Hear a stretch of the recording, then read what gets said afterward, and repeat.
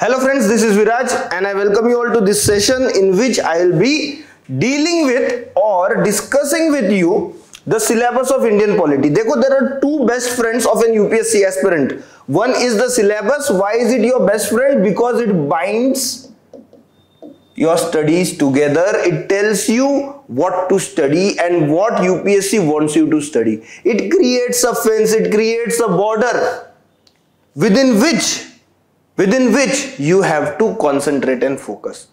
There is a common myth with respect to UPSC. UPSC requires you to study everything under the sun.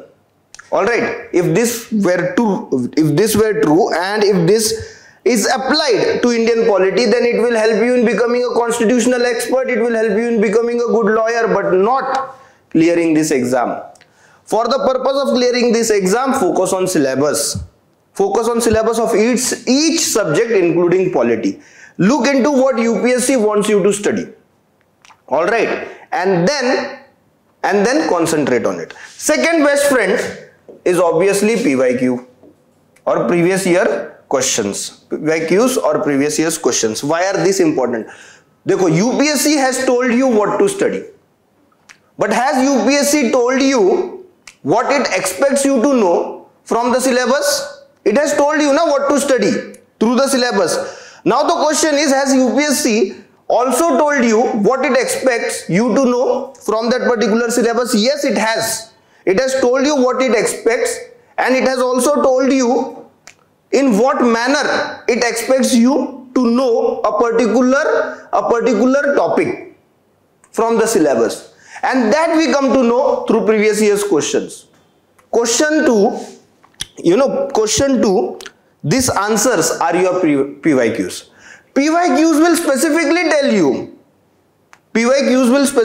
tell you in what manner you are expected to know a topic and what particular points of that topic you are expected to know.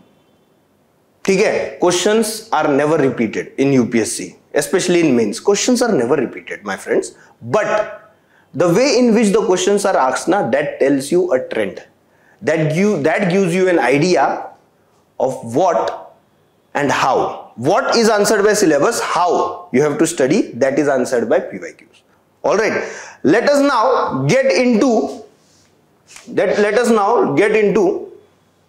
details of Indian polity, its syllabus, and the way in which you have to study. The first question you have to ask is, what is this subject all about? What is Indian polity? And this applies to all the subjects in UPSC. Before you start studying the subject, you have to know the horizon of that subject, the length and breadth of that particular subject. All right, the length and breadth of this particular subject. For this, you need to know the central theme of the subject, The central theme of Indian polity, what is it? The central theme of Indian polity is organization.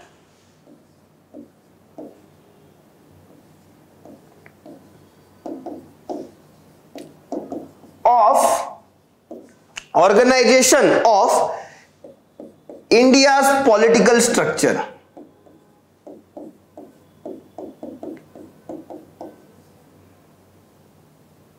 Political and constitutional structure.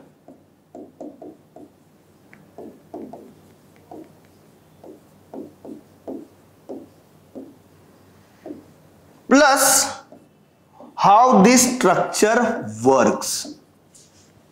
Indian polity basically is the working of India's political structure. ठीक है? The working of India's political structure is Indian polity. On what basis the political structures have been formed? All right. On what basis the political structures have been formed? What functions they perform? The philosophy behind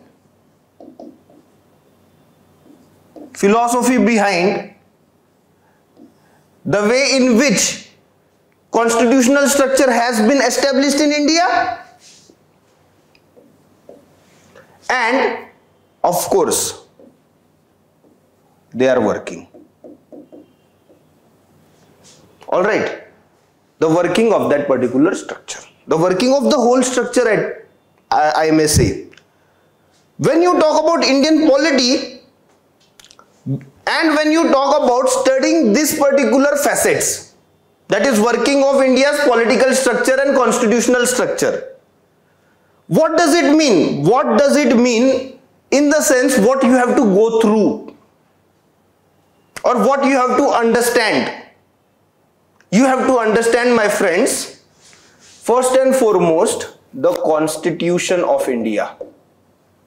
That is the fundamental law of this land. You have to understand the constitutional structure because it is the Constitution that establishes these structures, the working of which you have to study. Apart from Constitution, you have to also look into some other laws. Alright, you have to also look into some other laws which assist the Constitution in helping run the Indian government. Indian government, when I say Indian government, I mean union government and state government both, with Indian government and state government both, with all the organs working in a tandem. Alright. So this is basically the central theme of the topic, central theme of the subject, that is Indian polity. Alright, where is Indian polity located in your syllabus? So in mains it is located in GS paper 2. GS paper 2. In prelims, of course, there is a separate mention of Indian polity with the topics involved that you have to focus on. Chalo. Now let us go to the actual syllabus. Usse pehle let us look at weightage of the marks. If you look at prelims, so what do we see? If you look at prelims, so what do we see? Around 24 to 30 marks. Around 24 to 30 marks are allocated to Indian polity, and if you go through the questions, now the questions are either easy or moderately difficult.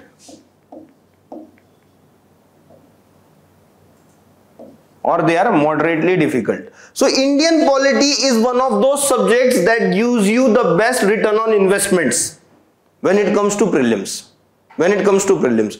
What do you see with respect to mains? Indian polity carries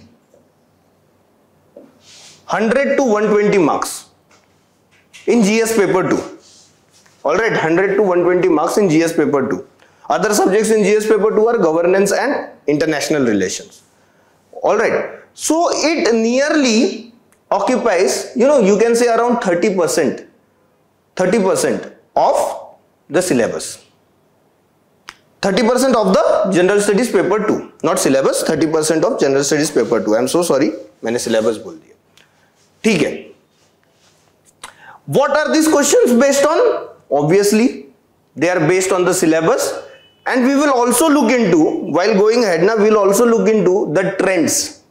Alright, the trends based on which the questions are asked. This is, my dear friends, the syllabus of Indian polity. Alright, we will go through each and every topic separately. Don't be intimidated.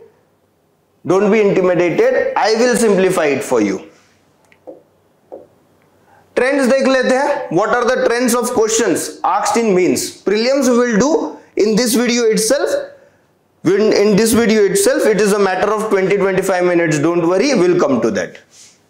Trends of question.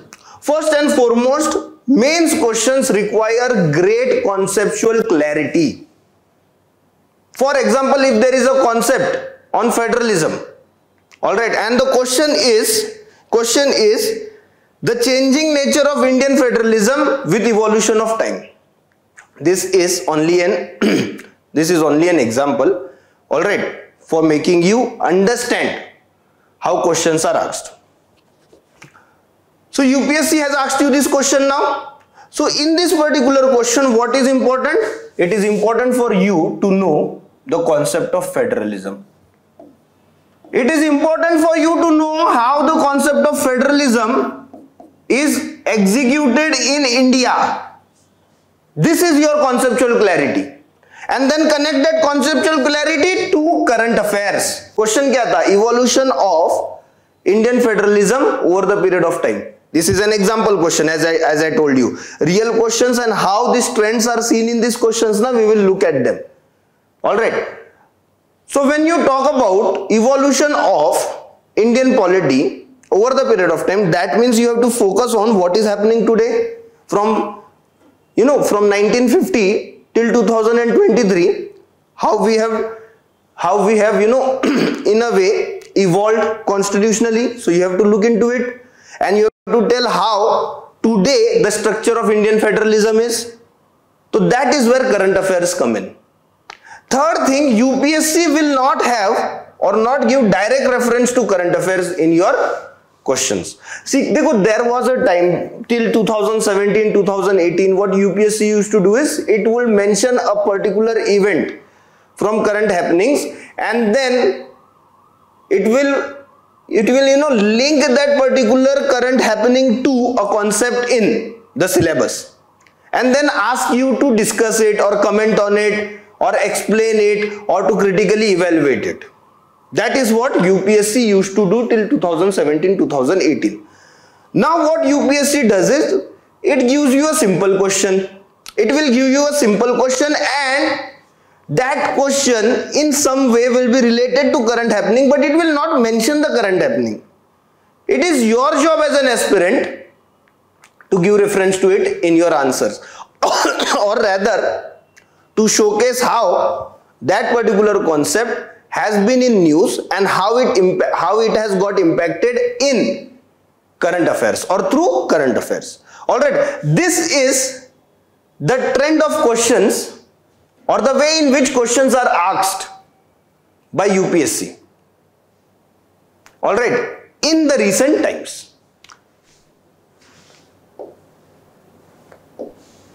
Chalo, now we will go through the actual syllabus, one topic at a time. So if you look at the first topic, what do you see? You see Indian Constitution being written, Indian Constitution being mentioned. Now when you say Indian Constitution, does it mean you have to go through or by heart all the articles of the Indian Constitution? No, absolutely not. Does it mean you have to go through 11 volumes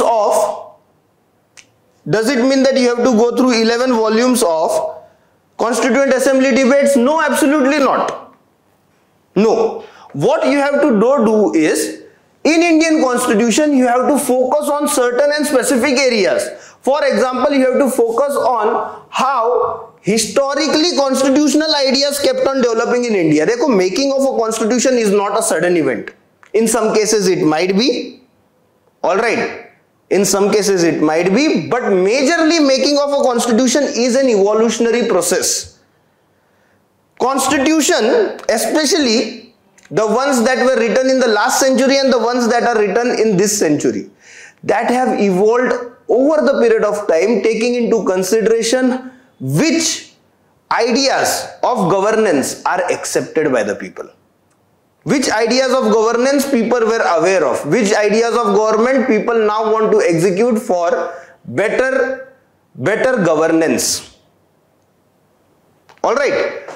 So when we talk about Indian Constitution, we have to consider how historically Indian Constitution has developed, or how historically the constitutional ideas which are mentioned in our Constitution were received by us. Alright, in this you have to in a way have a greater picture of development of constitutional ideas from the time of Regulating Act. Why? Because Regulating Act for the first time created a document. Through Regulating Act, a document was created which showcased what the structure of government will be, how the government will be organized, and what work the government will do. Alright, what does Constitution basically mean? or what does constitutionalism basically means, or what is the chief function of constitution? What is the chief function of constitution? It, apart from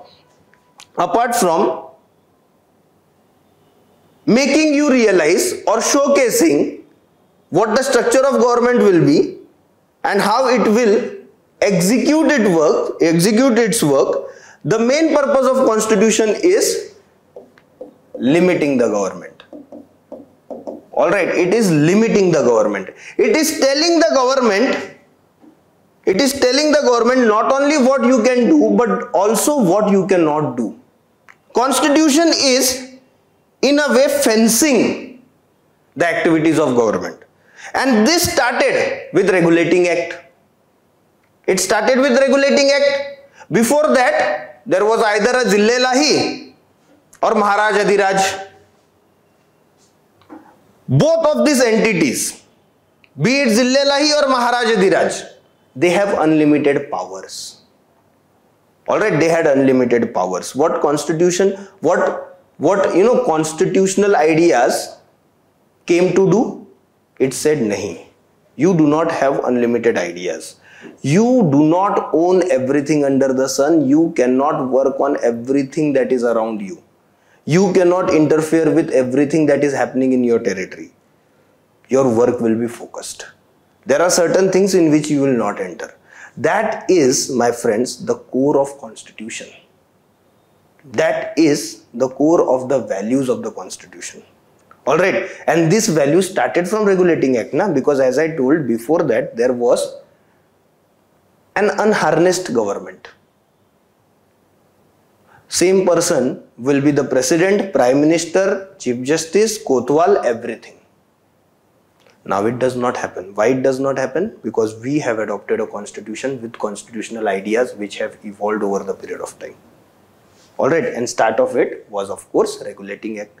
Then we talk about evolution, historical underpinnings and evolution, they go hand in hand. Features of our constitution, features like India being a federal constitution, that is presence of two sets of government, the union government and the state government or the provincial government. India being a parliamentary government.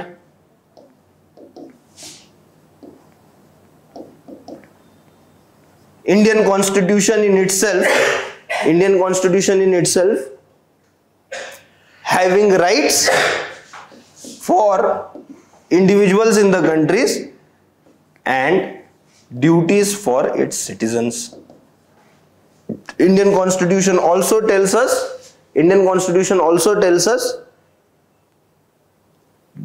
what the executives or the government of Indian Union and state should try to achieve through something called as DPSP. So this basically, we'll talk about DPSPs, we'll talk about rights and duties, don't worry about that. But this basically is the way in which the features of Indian constitutions are seen by the layman. Alright, so you have to understand what are the specific features. What does federalism in Indian context mean? What does parliamentary system in Indian context mean? Alright. Next thing that you have to take into consideration is the amendments that have happened over the period of time. Alright, Indian constitution is organic document. Indian constitution is an organic document. When I say organic document, it means Indian constitution has the tendency to change according to needs. Dekho, why is the constitution established? The constitution basically is established for the purpose of providing a law-based government, right, to the society. Right, and this law-based government which works for the society has to take into consideration the ideas that society in contemporary times believes in. And these ideas of course change with time. Society does not remain static, and because society does not remain static, all organizations related to society also don't remain static.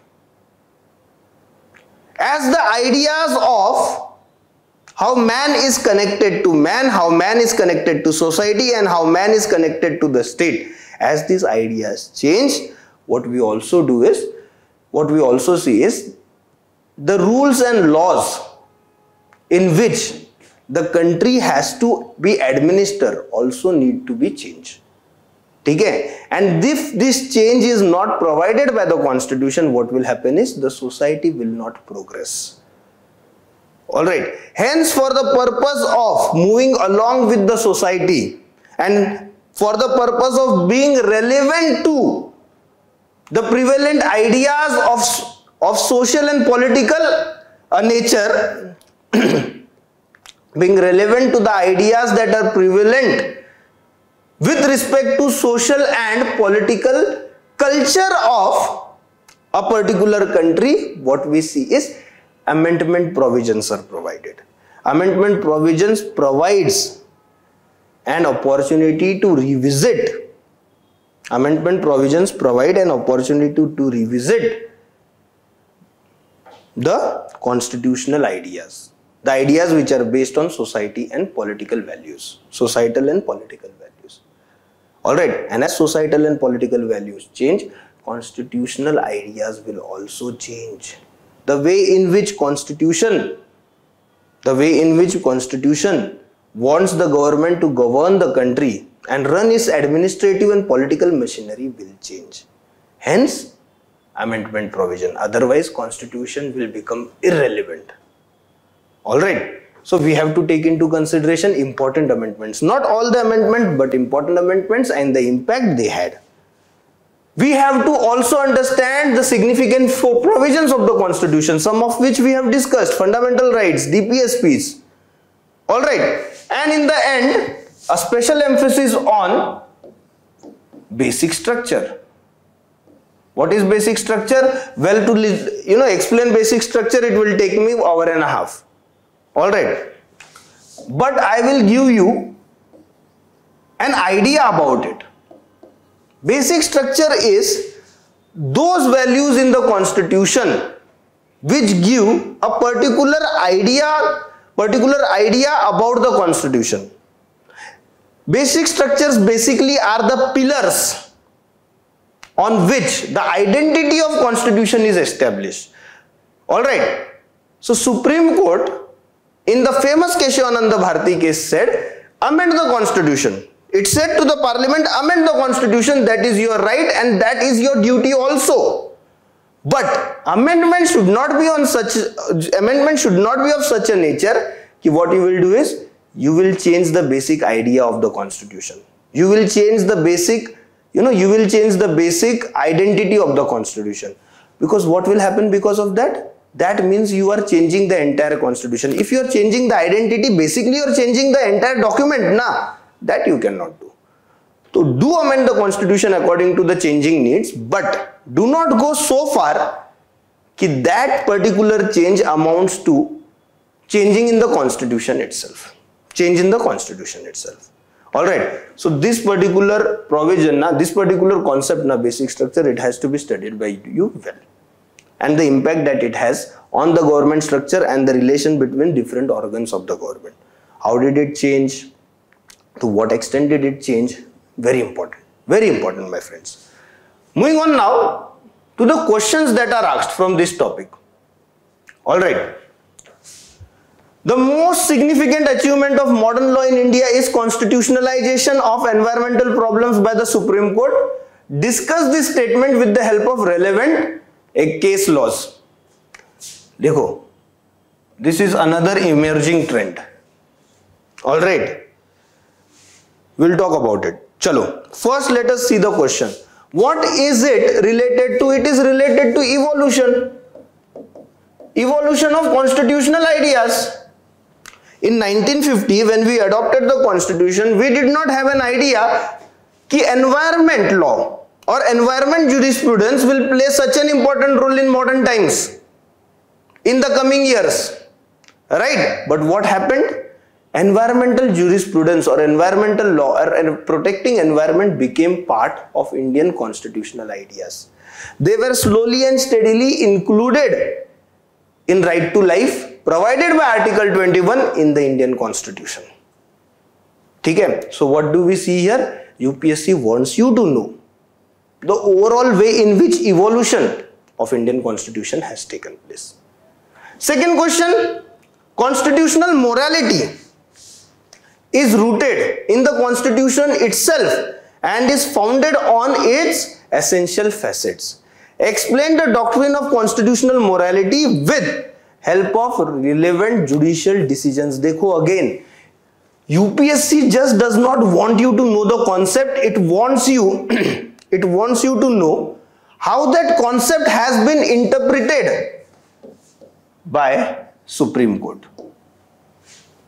Alright, so constitutional morality, what it is? UPSC does not want you to know only the concept of constitutional morality. It wants you to know how constitutional morality is studied, how constitutional morality is interpreted, how constitutional morality is understood by the Supreme Court, because it is the Supreme Court which is the final interpreter of the Constitution. Supreme Court will tell you what this particular term in the context of Indian Constitution means, right? So not only don't just look into what the concept is. If Supreme Court has said something on that particular concept, if Supreme Court through its decision has given a definitive verdict of what that particular concept means according to the Constitution of India, you have to know it. You have to know it. So what do we see? Not only evolution, not only structure, not only provisions of Indian Constitution are important, but how they are seen by the Supreme Court are also, this facet is also important. Okay? Moving on to the next topic of the syllabus. Functions and responsibilities of union and state. Alright, basically a federal government, India is a federation. Basically, federation means there are two sets of government. We have already discussed union and the state. Alright, why have we established that? Why have we established these two sets of government? Basically, we have established them to provide for some functions, to carry on some functions. So we have to know how these two sets of government address the responsibilities given to them by our founding fathers, by those who created the Constitution of India. Issues and challenges pertaining to federal structure. What are issues and challenges pertaining to federal structure? When there are two sets of government, we cannot expect them to function without any friction. There will be areas in which their functions will overlap. There will be areas in which they will have consensus. There will also be areas in which they will compete with each other. There will also be the areas in which they will compete with each other. So how this competition has to be resolved? How this competition has to be resolved? Or what are the ways in which they can be kept as away from each other to avoid friction? That has to be taken into consideration. For example, let me give you an example. When GST came up, what happened? Central and state governments both were concerned with respect to the way in which revenue will be collected and revenue will be distributed. That became a ground for friction. But when laws related to GST were debated, when laws related to GST were deliberated, and when they were executed, what do we see? We see relatively less friction now. Yes, there are problems between center and state with respect to GST. Yes, they are, and there will be with respect to various aspects. But what do we see? Through a mechanism, this particular friction was avoided, or it was relegated to certain extent. it was put off to a certain extent. Then we have to see devolution of powers and finances at local level and challenges therein. Devolution of power क्या होता है? Devolution of power is giving powers, alright, giving away your powers to the next in line. So when we say devolution of powers and finances up to local level, that means you have to consider how union government over the period of time has devolved or is devolving its powers and sharing them with the states, and how the states are doing the same with respect to local governments, local self-governments. Now, why devolution is important? Devolution is important, my friends, because it creates more affinity between the people, between the citizens and the structure of government. The more close a structure of government is, the more close apparatus of a government is, what will happen is a better bond is developed.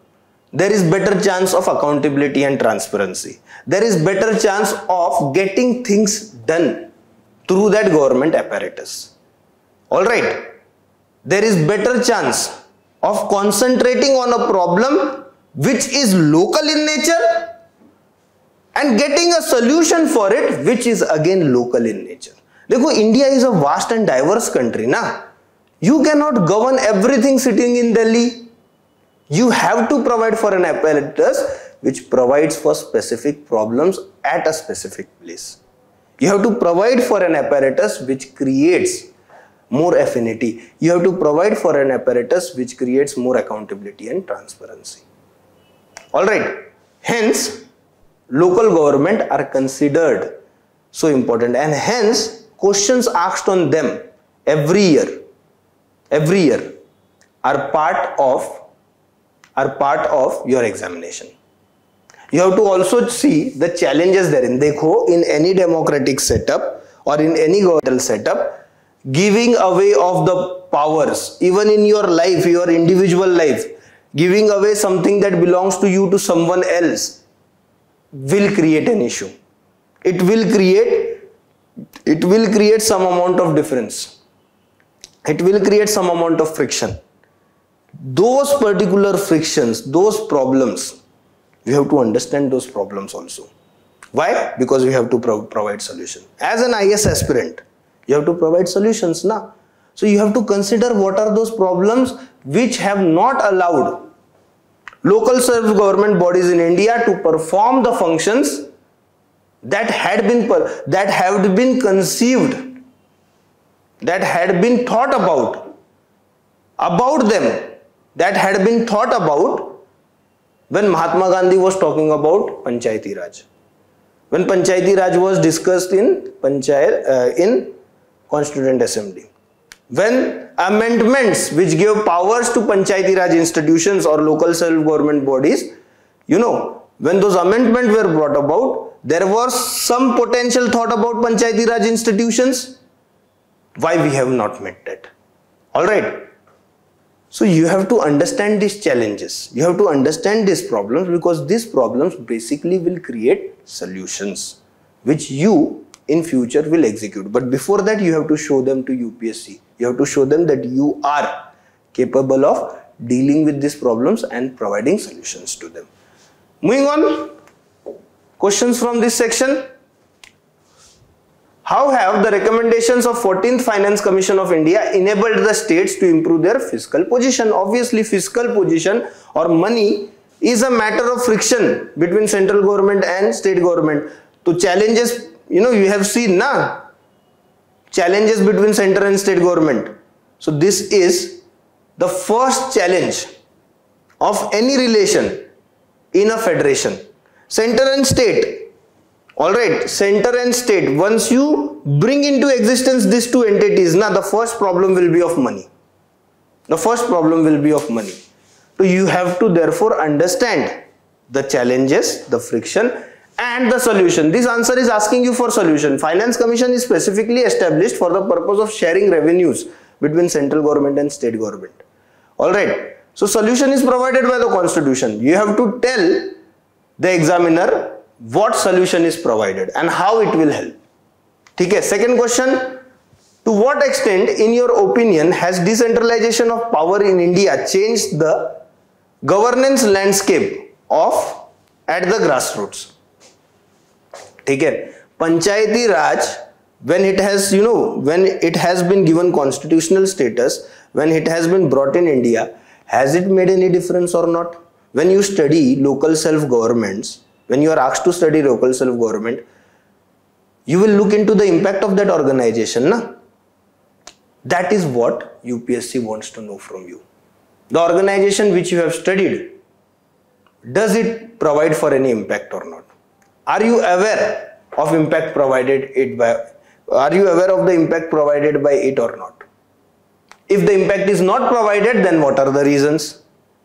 And how we can avoid those reasons? Do away with those reasons and move ahead. Okay? Chalo. Moving on to the next part. Separation of powers between various organs, dispute redressal mechanisms and institutions. What is separation of powers? Separation of powers is dividing work between the three principal organs of the government. Which are the three principal organs of the government? We have legislature at union level, that means the Parliament of India. Then we have the executives. We have the executives, that is the Prime Minister and his Council of Ministers with President as their symbolic head. Alright, Prime Minister and Council of Ministers with President as symbolic head. Why did I say symbolic head? Because in India, all the functions are carried out in the name of President, but who exercises the actual power? It is the Prime Minister and his Council of Ministers. Okay. And third is the judiciary. Now we have to look into how in India's scheme of things, work is divided between these three organs. Work is divided between these three organs. Remember, providing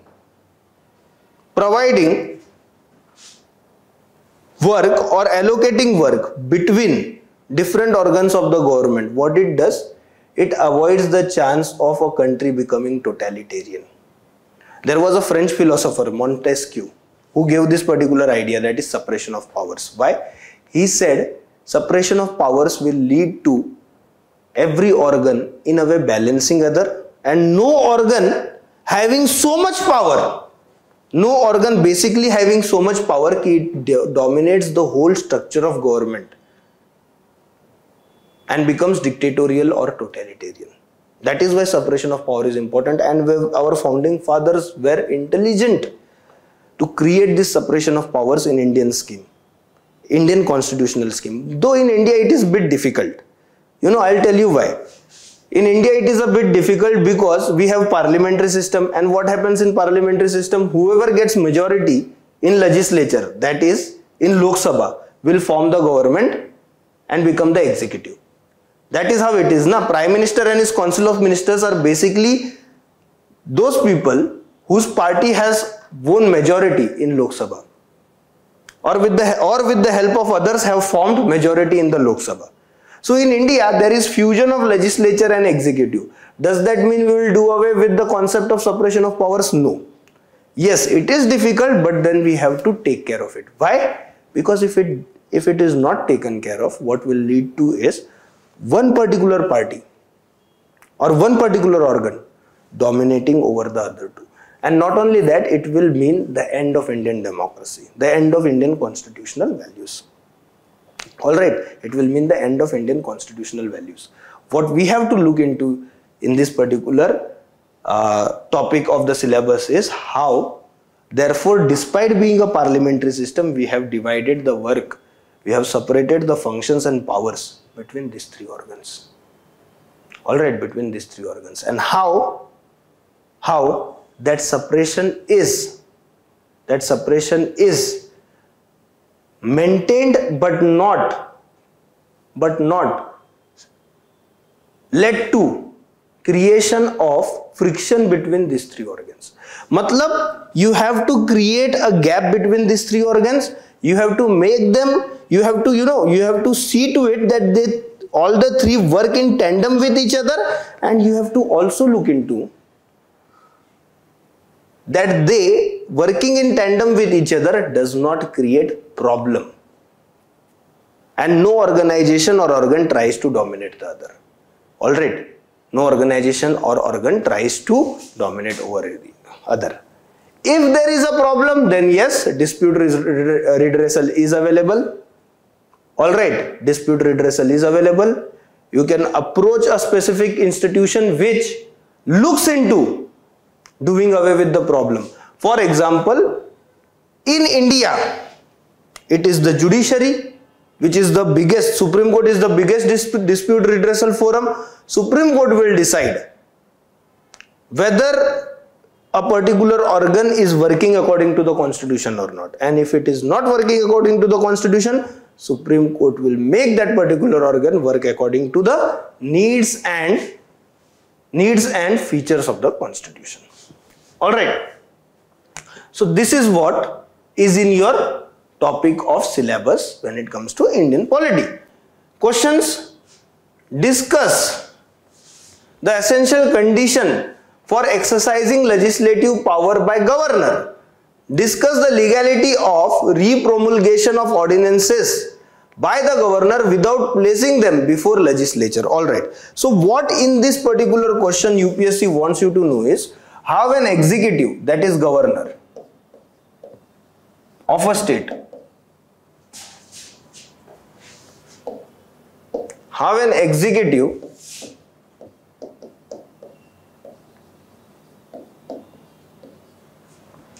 can perform the function of making law. Alright, how an executive can perform the function of making law, and does it not create a problem? That basically is the core of the question.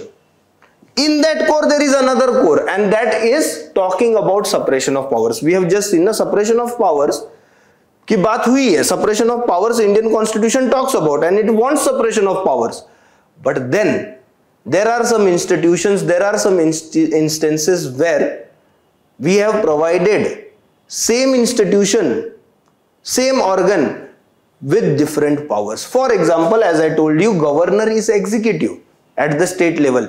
He is responsible for implementing the law, implementing the provisions of the constitution in the state. But you have also given him lawmaking power through ordinance. What is ordinance? Ordinance is when at the state level, when Vidhan Sabha is not in session, a law cannot be made because Vidhan Sabha is not in session, and we need law on urgent basis. We need a particular law to be passed on an urgent basis. Okay, then what will happen? In the state, it will be the governor who can make the law when assembly is not in session, when Vidhan Sabha is not in session. At the union level, it is the president who can make the law when parliament is not in session, because we require it on the urgent basis. Okay? So in that cases, ordinance power is something that is given to president at the center and governor at the state. कि भाई law बनाना है, law has to be made, but the law making machinery, that is legislature, parliament in the center, state legislature in the state, is not available at this point of time to you make law. ठीक है? So you have to know therefore how separation of powers. देखो question का core, what is the core of the question? UPSC wants you to know how separation of powers is induced, how separation of power is, implemented at the ground level, even when one particular authority has power of more than one organ. So you have to know that, you have to study that. Moving on. Comparison of Indian constitutional scheme with that of other countries. Alright, यहाँ पे what do we see? For example, India is a federation. For example, let us say, India is a federation. So we have to look into how our federation, how relation between our center and state, and how relation between federal units of other countries are. For example, in this comparison, I will look into how Federation of India or relation between central government and state governments in India are similar or different from the relations between central government and state government of USA. Just an example. This is what I will have to look into. Alright, this is what I will have to look into. You have to see the similarities and dissimilarities between similar provisions that are in India and some other countries. Alright, iska question, let us look at it. Critically examine the procedure through which President of India and France are elected. देखो, institution of president is present in India, institution of president is also present in France. But the way in which they are elected, their functions, their responsibilities, their powers, all are different. All are different. What therefore you have to do? You have to study. You have to study the way in which Indian president is different from the office of Indian president is different from the office of French president. Was this particular question asked out of the blue?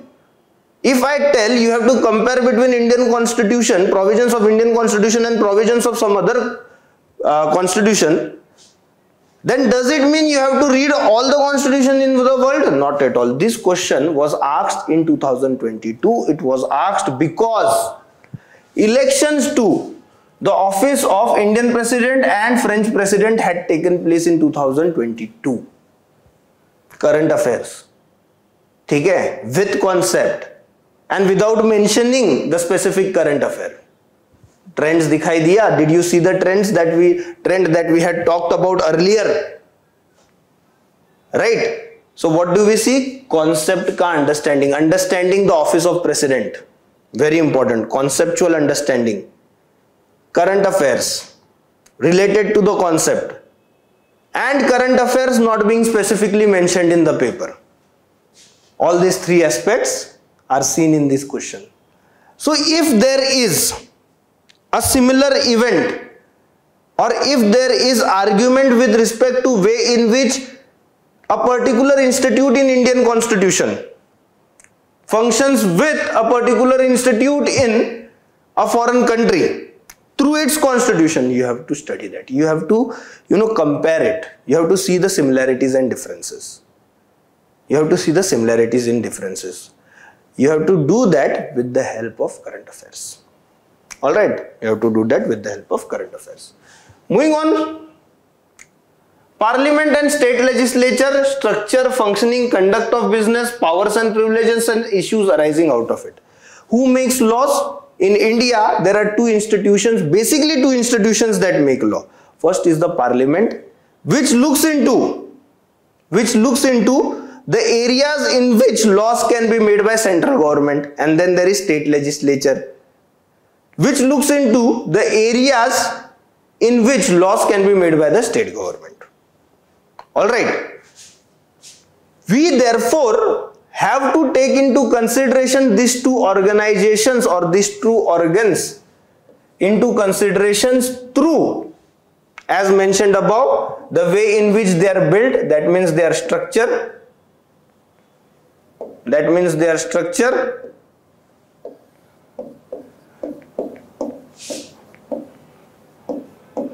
their responsibilities, understanding what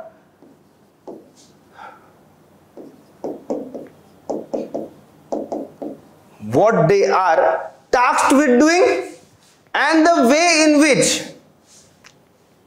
they carry out their business, carry out their work.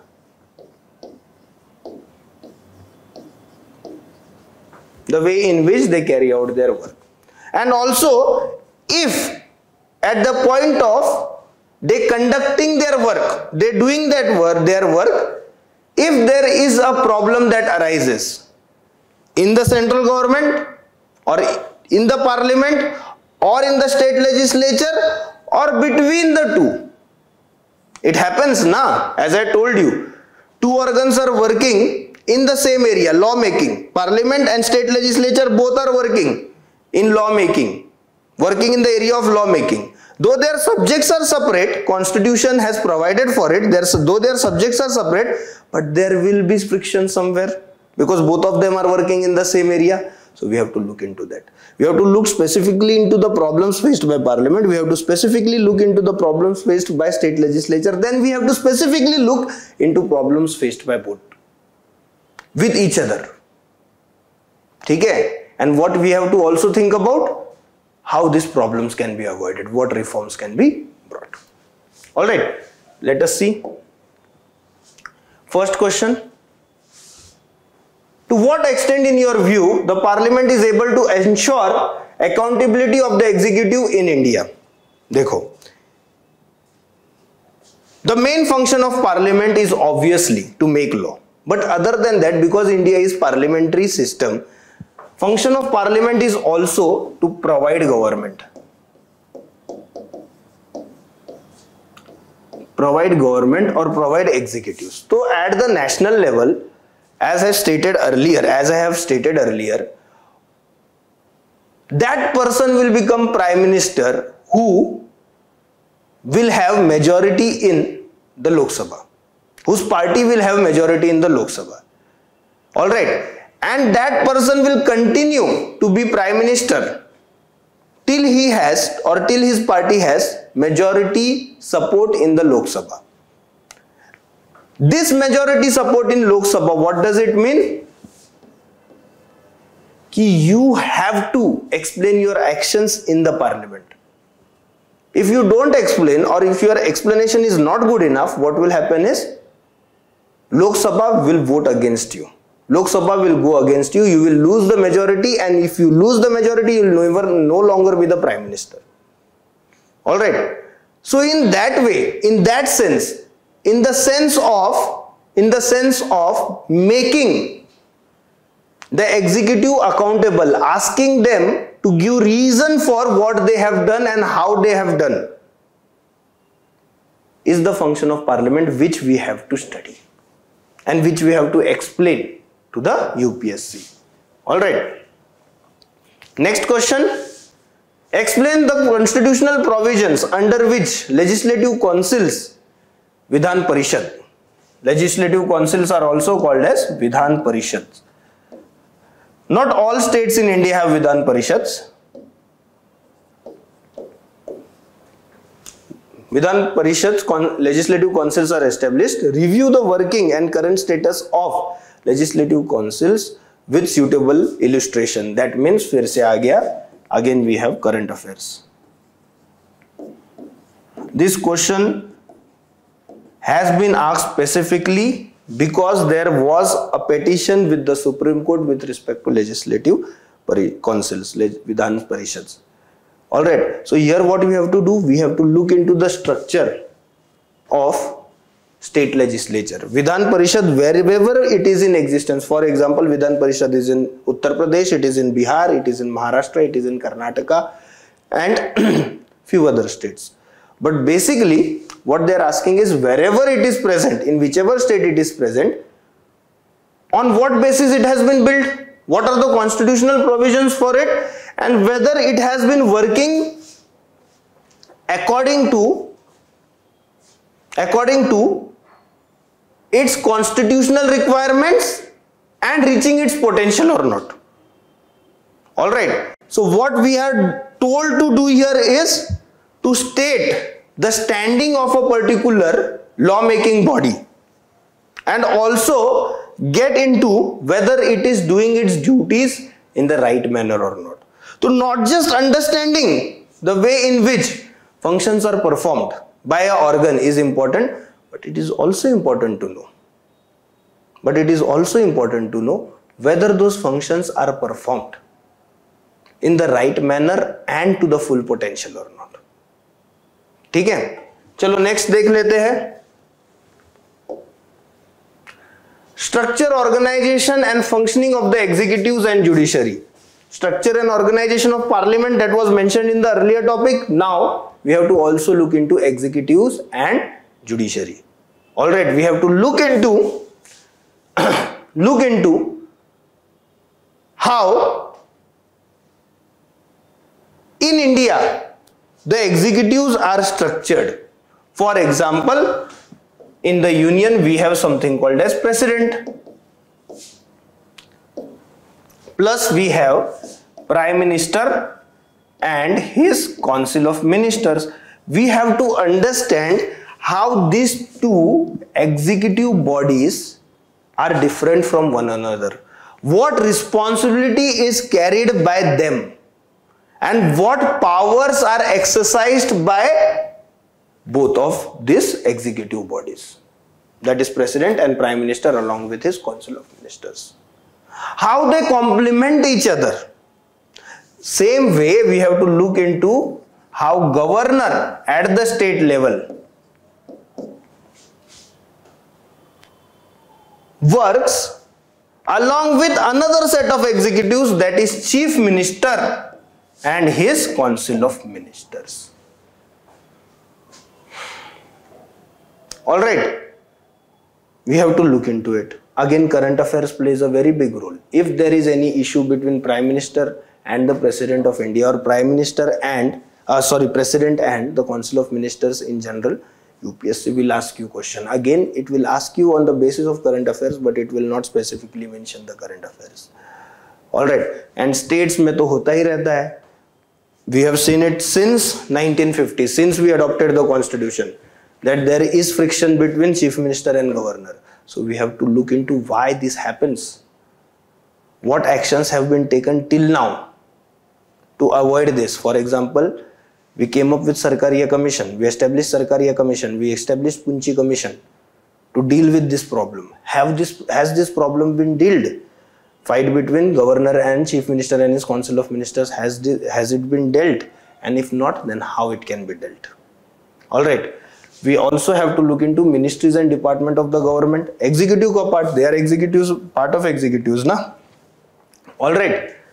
Pressure groups and formal informal association and their role in polity. What are pressure groups? Pressure groups are basically interest group. What they will do is they will put forward, pressure groups will put forward interest of a particular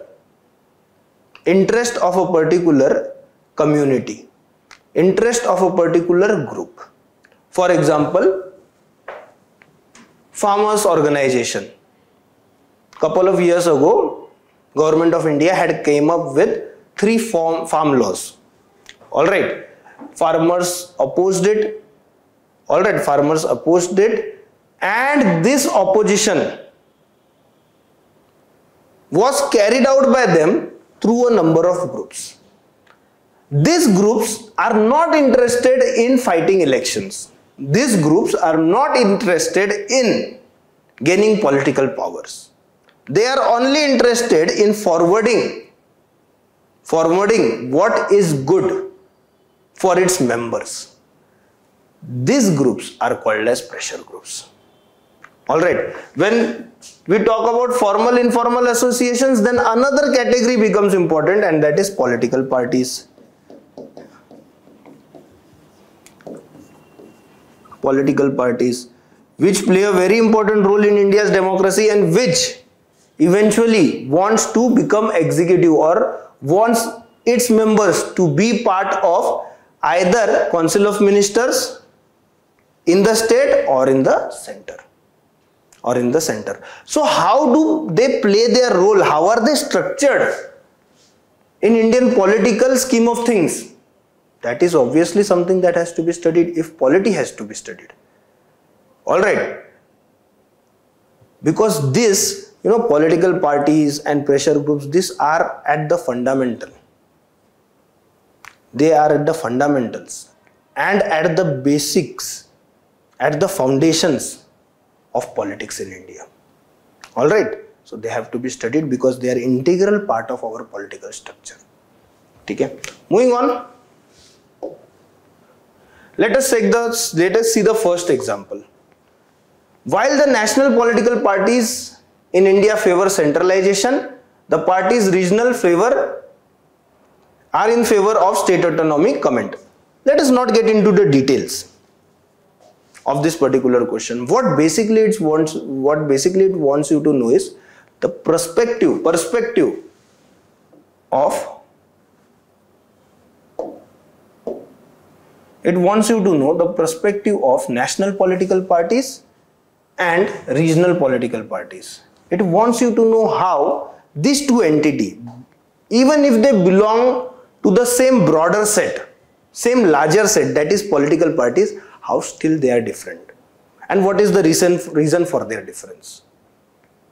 Okay? What is the reason for their difference? Second question, pressure group play a vital role in influencing policy making in India. Explain how business associations contribute to public policy. Alright, pressure groups always, as I told you, try to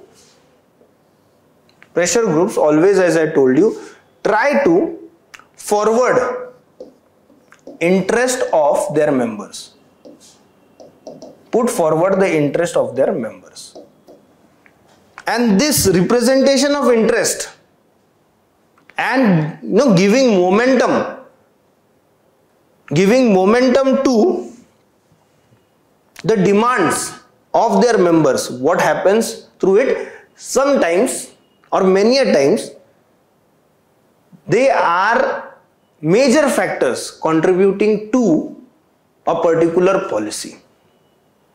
Alright, देखो, government does not make policies in vacuums. For the purpose of making policies, it deliberates with other parties in the country, other political parties in the country, and likewise it also deliberates with pressure groups. Why? Because pressure groups with them bring a particular perspective about what a particular community or what a particular groups wants government to do or doesn't want a government to do.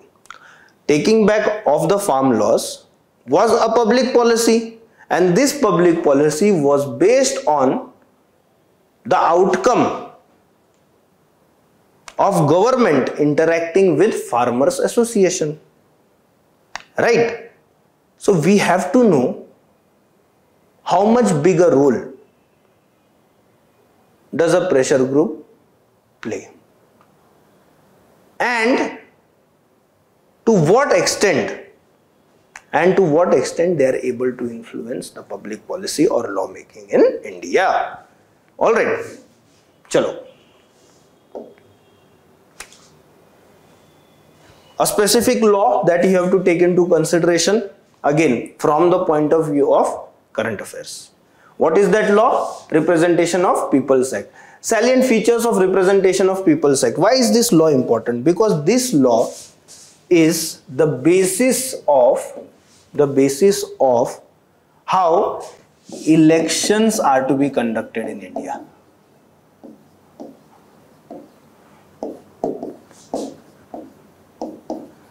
If we look into the overall election system in India, it is mentioned in the constitution, but constitution gives only some fundamental schemes with respect to elections. It only talks of basics with respect to elections. Alright, how those elections are to be in reality conducted on the ground, constitution does not mention it. And therefore what we have done is we have came up with Representation of People's Act. This act in detail tells you how elections are to be conducted, who can stand for election, what are the rules that political parties and individual candidates have to fulfill once they participate in the election process. Okay? What power which authority will be having from the point of view of conducting elections. All those questions are answered by Representation of People's Act.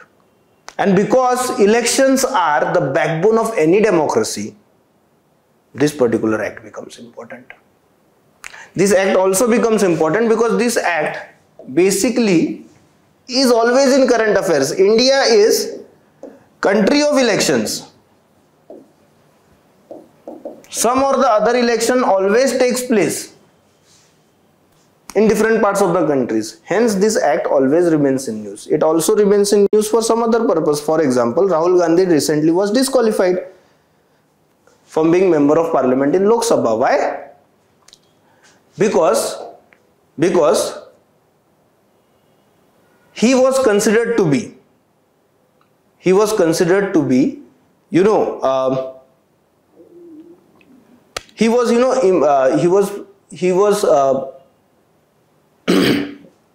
according to judgment by a particular court, he was found guilty of an offense. I am not getting into the details of what had happened. It is not necessary. I am only letting you know why Representation of People's Act is important. So Rahul Gandhi was convicted of an offense of defamation.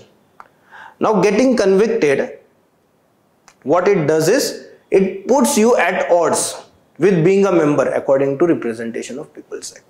So Representation of People's Act, as I told you, is important because India is a country of elections. And whenever there will be elections, there will be comment on Representation of People's Act. But other than that also, you will find subjects which bring Representation of People's Act into focus. Alright, into focus. Hence, knowing this act is important. Now, you may ask me whether we have to consider and study the whole Representation of People's Act, read the bare act. No. Only that particular aspects of Representation of People's Act which are fundamental to it. You have to know its objectives. Alright. You have to know the structures which is built by Representation of People's Act, and more specifically, you have to know why Representation of People's Act is in news. Alright, why is it in news? Dekho, basically na, in UPSC there are 3 types of subjects.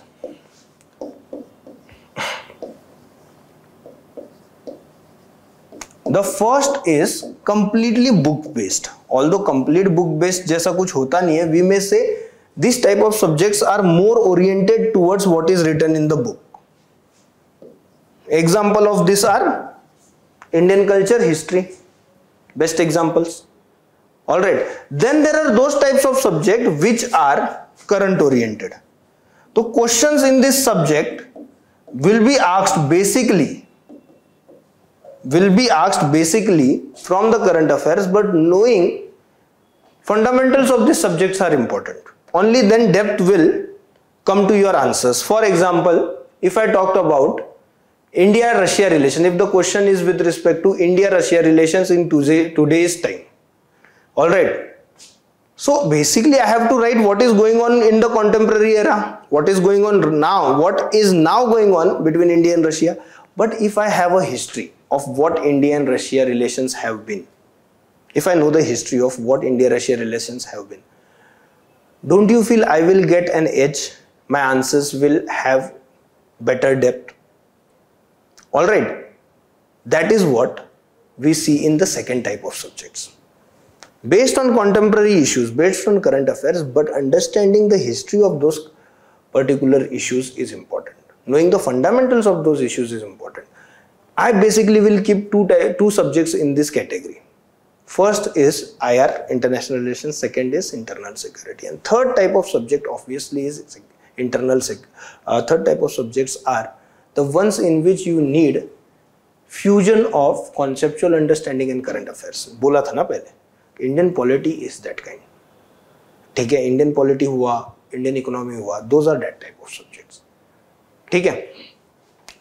So Representation of People's Act, even if it is important, knowing all the provisions of it is not at all important. Reading bare act of Representation of People's Act is not at all important. You can read about it from books like Readibus. We will talk about books also. Just give me some time. चलो questions देखते हैं. देखो, the question is, there is a need for simplification of procedure for disqualification of persons found guilty of corrupt practices under Representation of People's Act. Comment. Basically from current affairs. Alright. So it specifically is asking you, if a person is found guilty, then what? If a person is found guilty of corrupt practices, then what according to you, or what according to Representation of People's Act is the way of disqualifying the person? That's it. Based on current affairs, totally. Even with respect to current affairs of recent times. Again, you can take the example of what has happened with Rahul Gandhi. He has been disqualified. Alright, not because of corrupt practices, but because of his conviction. Alright, but I think you get the gist of what UPSC wants you to know through representation of people's side. Okay? Chalo, moving on to the next. Appointment to various constitutional posts, powers, functions and responsibilities of various constitutional bodies. Dekho, just creation of executive, legislature and judiciary will not help you run the government. You need departments, you need bodies that will help in running of this country, that will help in carrying out functions needed to provide welfare to the people of this country. And for this, what do? We have created constitutional bodies. What are constitutional bodies? Constitutional bodies are those bodies which are established itself by the constitution. For example, election commission. Very important. India is a democracy, and as I told you, backbone of any democracy is election. And for the purpose of conducting free and fair elections, elections just happening is not important. That elections have to be free and fair. That elections have to take into consideration the perspective of the voters. If it does not happen, then what is the need of that election? Elections are also taking place in dictatorial countries. The dictator gets 97-99% votes. That is rubbish. If we want our country to be truly democratic, we have to conduct elections. We have to conduct proper elections. And you need a trusted body who can conduct those elections. You also need that body to be backed by the most fundamental law of the land, and that is the constitution. You want that body to have certain protections so that it can perform its duties without fear and favor. And therefore, what we have done is we have created election commission. Why did we create it through the constitution? Because of its utmost importance. Alright, because of its utmost importance, we wanted it to be guaranteed by the constitution. Then we have finance commission.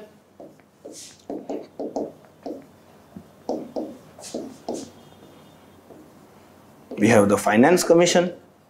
We also have the body which is your MyBab right now, and that is UPSC, Union Public Service Commission. Alright, we have to consider how appointments are made to these bodies, to important constitutional posts, including offices in this body, what power they exercise, what functions they carried out, and what responsibilities are entrusted to them by the constitution. Alright, let us see one of the questions. Once a speaker, always a speaker. Do you think the practice should be adopted to impart objectivity to the office of Speaker of Lok Sabha? What could be its implication for the robust functioning of parliamentary business in India? Let us focus on the first part. Once a speaker, always a speaker. What this particular statement tells you? It talks about the importance of a constitutional post. Constitutional post and that of the speaker. Alright, and that of the speaker. So you have to look into how important that body is, what functions it performs, what are the obstructions in functioning of that particular post, and how that particular obstructions can be done away with, how reforms can be carried out. Alright, how reforms can be carried out.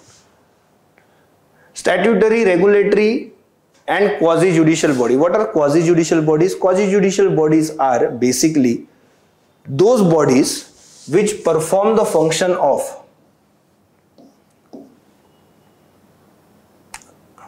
providing solution or judgment. Providing judgment in case of any dispute. But they are not full-fledged courts. These are quasi-judicial bodies. Alright, Consumer Protection Forum, this is a quasi-judicial body. Alright, what this part of syllabus wants you to know? Statutory, regulatory and various quasi-judicial bodies. Statutory bodies like you can say statutory body में आएगा your National Human Rights Commission, knowing its functions, responsibilities, way it conducts its functions, problems faced by it according to current affairs. Why is it in news? Yes, this all you have to look into. Regulatory bodies.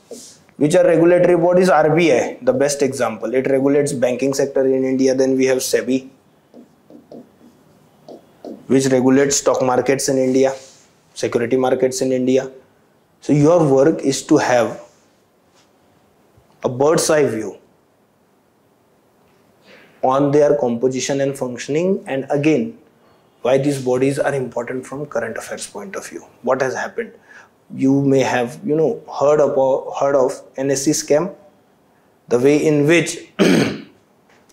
which prices were known to certain traders, the way in which a certain person was known the decision that NSE will be taking in the near future, which provided him with monetary benefit, right?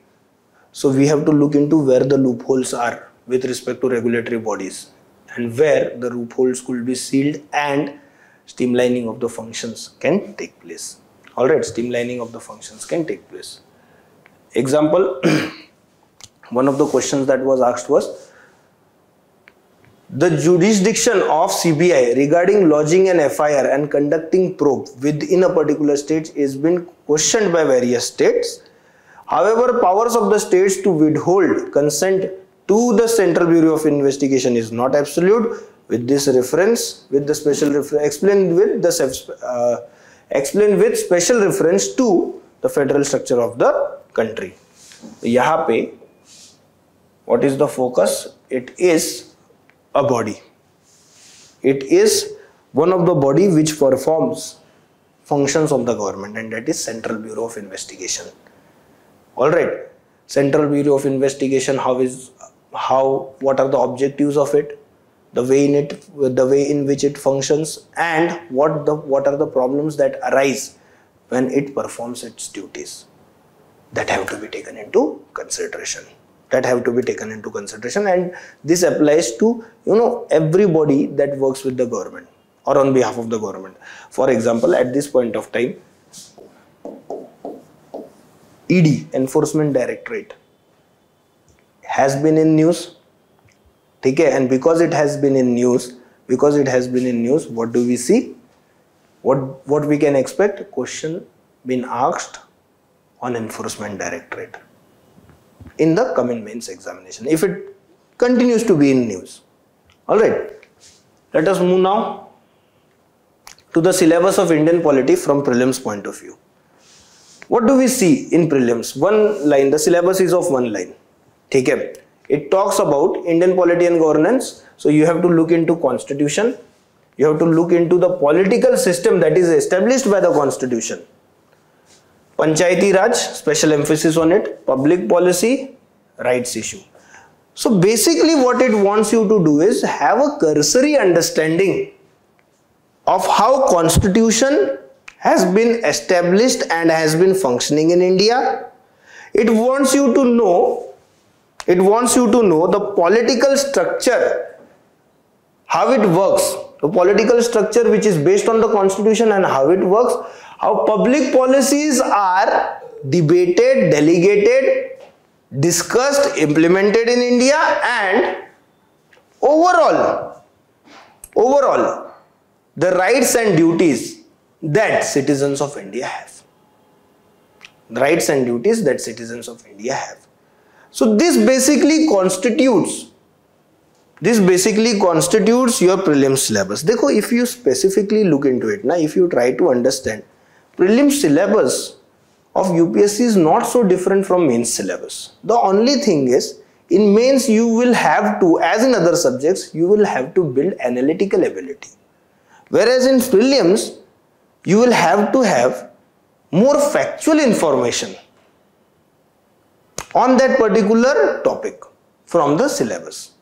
Alright, from the syllabus. If you look into the questions that are asked in prelims, what do you see? You see again the trend. which we have discussed. Conceptual clarity is important. Knowing what is in news is important. Knowing what is in current affairs with respect to that concept is important. Alright. It is also important to know what is not contained in that particular area. What is not contained in that particular topic. For example, as important it is to me, it is as important it is for me to know what Election Commission does, it is also important for me to know what it does not do. So Election Commission does not function, or Election Commission does not conduct the elections of local self-government bodies. Alright, so it is factually important for me to know it. Factually important for me to know it. If we look at this question, what does it say? The National Green Tribunal Act 2010 was enacted in consensus with which of the following provisions of the Constitution? Right to healthy environment, constructed as right to life under Article 21, provisions of grants for raising the level of administration in scheduled areas for welfare of scheduled tribes under Article 275(1), powers and functions of Gram Sabha as mentioned in Article 243A. And then you have to select the right code for finding the answer. You have to select the right code. Okay, so 1, 2 and 3. You have to consider this statement and then you have to let know the UPSC according to you which of the 3 statements are correct. Which of the 3 statements are correct? Whether it is only one statement that is correct or more than one statement in combination are correct, or all the 3 statements are correct. Over the period of time, such questions have increased tremendously. Alright, such questions have increased tremendously.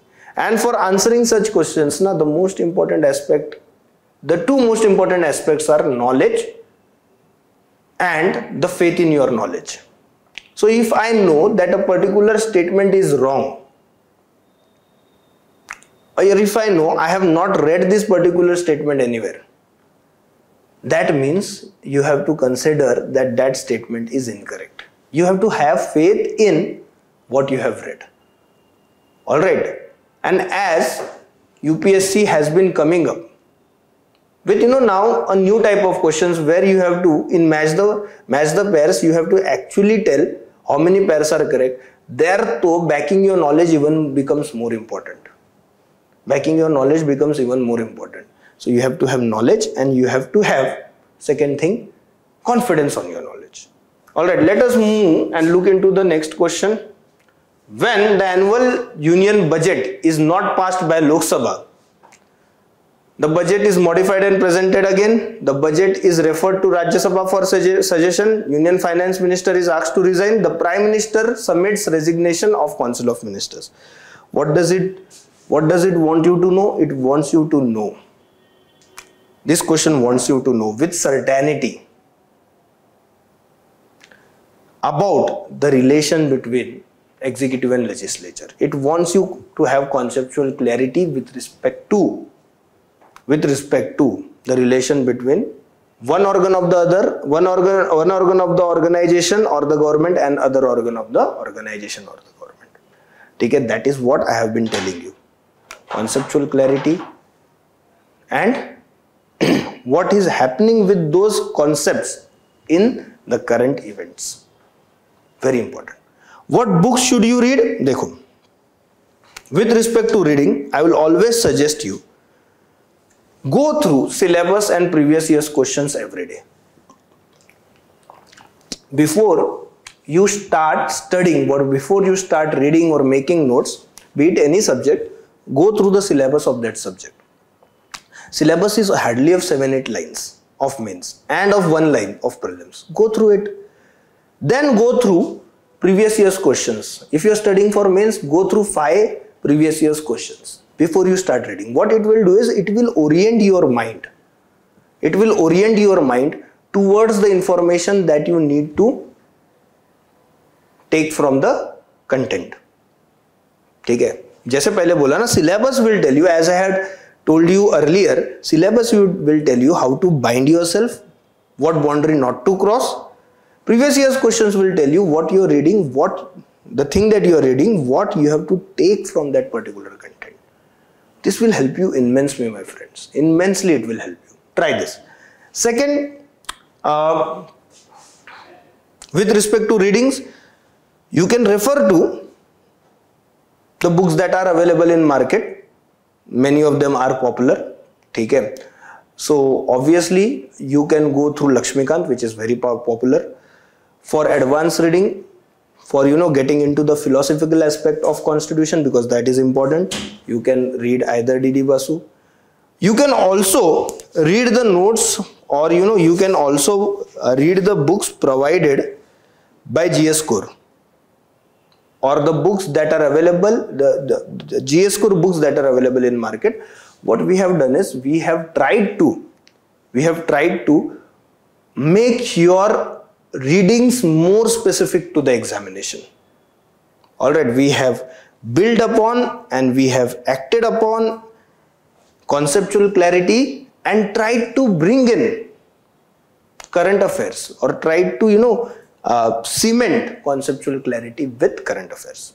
Alright, you can avail for these books through online platforms, or you can also find these books in the market. Alright friends, I hope this lecture or this discussion was helpful to you. Thank you so much for being part of it. If you have any doubts, so please mention them in the comment section. They will be answered. Okay? Thank you so much. Bye.